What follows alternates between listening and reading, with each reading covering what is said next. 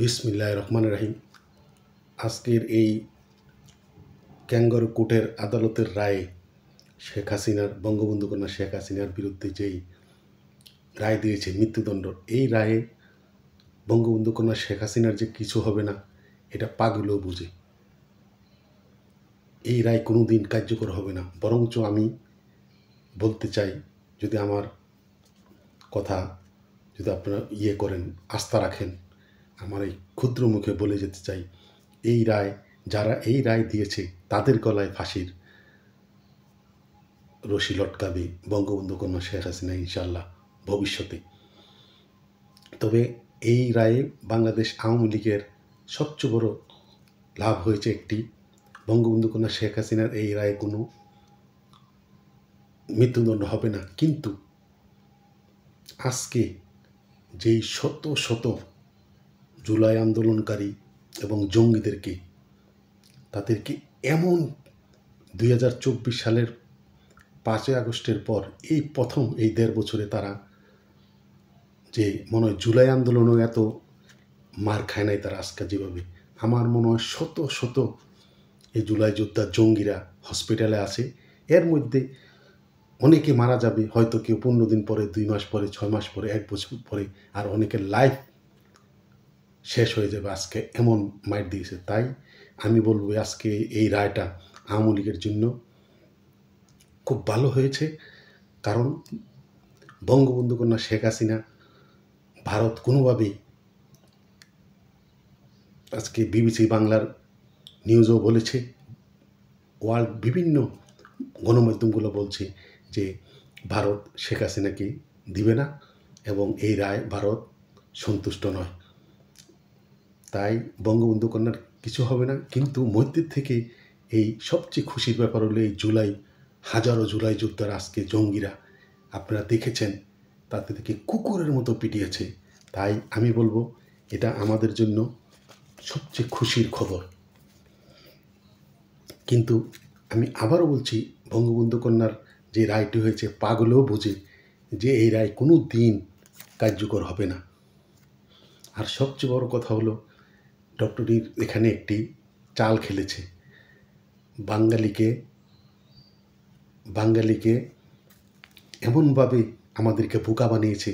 তিনি 30 বছরের জন্য চট্টগ্রাম পোর্টগুলোকে হ্যান্ডেলিং করার জন্য ডেনমার্কের কোম্পানির কাছে 30 বছরের জন্য চুক্তি করেছে আজকে।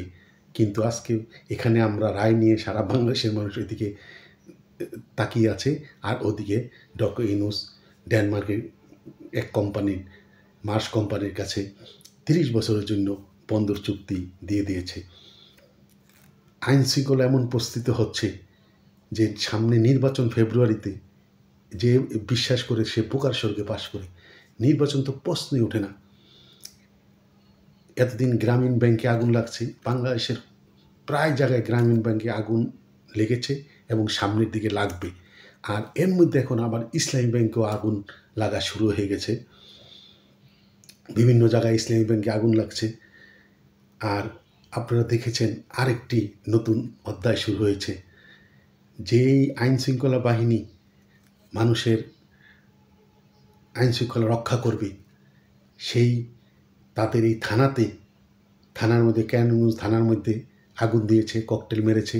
আবার আজকে কোটালীপাড়া গোপালগঞ্জের কোপালিকা থানার মধ্যে ককটেল মেরেছে এবং থানায় অগ্নিসংযোগ করেছে। সারা দেশে গ্রামীণ এবং এই ইসলামী ব্যাংকে আবার আগুন লাগার শুরু হয়েছে। আজকের যে মারা হয়েছে, এতে তাদের বাপের নাম তারা ভুলে যাবে। তাই আমি বলবো যে আমাদের এই রায়, আজকের রায় আওয়ামী লীগের জন্য, আমি এই 1.5 বছরের মধ্যে 15 মাসের মধ্যে এই প্রথম দেখলাম যে এই জুলাই যোদ্ধারা যে হুঙ্কার দিয়েছিল তাদেরকে আজকে কুকুরের মতো পিটিয়েছে। তাই আমি সন্তুষ্ট আজকের রায়। কারণ এই রায় কোনো দিন, যেহেতু ভারতের দালাই লামা আছে, আজকে বহু বছর দালাই লামা আছে, চীনের মতো পরাশক্তি দালাই লামা আমাকে নিতে পারতেছে না এত চাপ দিয়ে। আর সেই জায়গায় বঙ্গবন্ধু কন্যা শেখ হাসিনাকে রাজকীয়ভাবে ওখানে রেখেছে। তাকে তো কোনোভাবেই বাংলাদেশে হস্তান্তর করবে না। যখন আসবে তিনি প্রধানমন্ত্রী হয়ে আসবেন, এর বিকল্প নাই।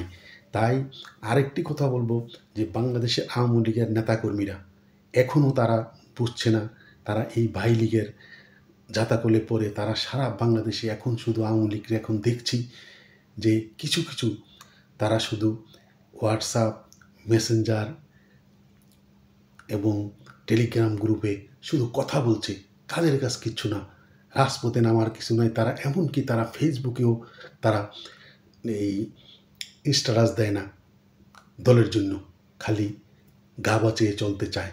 আমি তাদের উদ্দেশ্য বলবো এগুলা বাদ দেন। আমাদের এই ফেসবুকে, হোয়াটসঅ্যাপে, মেসেঞ্জারে এইসবে আমাদের দল চলবে না, আমাদেরকে রাজপথে নামতে হবে। প্রতিটি নির্বাচনী এলাকায়, প্রতিটি থানার মধ্যে সবাই ঐক্যবদ্ধ হয়ে বাই লীগ বাদ দিয়ে যে 5-6 বাইটি লীগ যে বিভক্ত আছে তারা ঐক্যবদ্ধভাবে একসাথে হয়ে যখন ক্ষমতায় আসবে তখন ওরাই এমপি হবে, মন্ত্রী হবে, সভাপতি, সাধারণ সম্পাদক, আমরা কামলায় থাকবো। তবুও আমরা অনুরোধ করছি এক জায়গায় আমরা একটা স্থান নির্ধারণ করে ওখানে আমরা থেকে সবাই ঐক্যবদ্ধভাবে আন্দোলন করে এগিয়ে যাই। সারা বাংলাদেশে যদি এভাবে আমরা এগিয়ে যাই, ইনশাল্লাহ আমাদের বিজয় কেউ ঠেকিয়ে রাখতে পারবে না।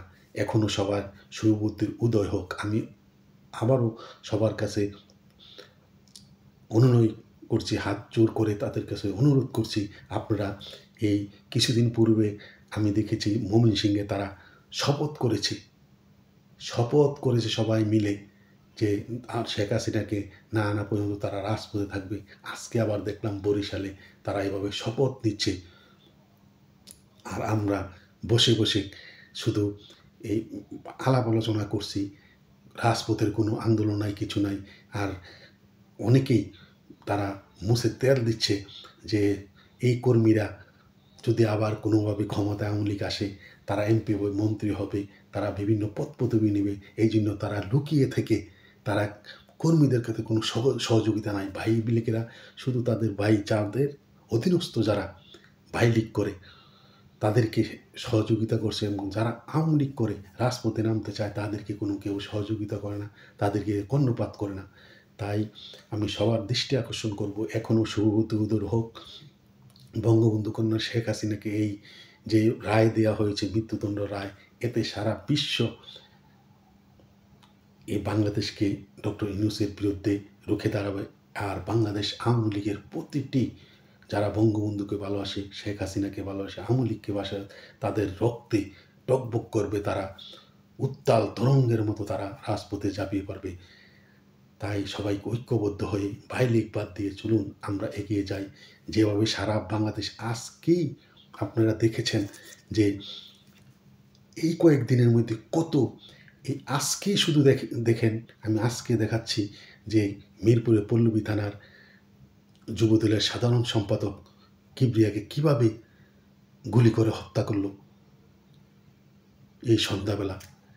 আবার বঙ্গবন্ধু কন্যা শেখ হাসিনাকে মৃত্যুদণ্ড দিয়েছে এই জন্য বরিশাল বাবুগঞ্জে তারা বিএনপি মিষ্টি বিতরণ করতে গিয়ে তাদের মুদিদের দ্বন্দ্বের সংঘর্ষে ছাত্রদলের একজন নেতা নিহত হলো। এই দুজন এই কিছুক্ষণের মধ্যে মারা গেল।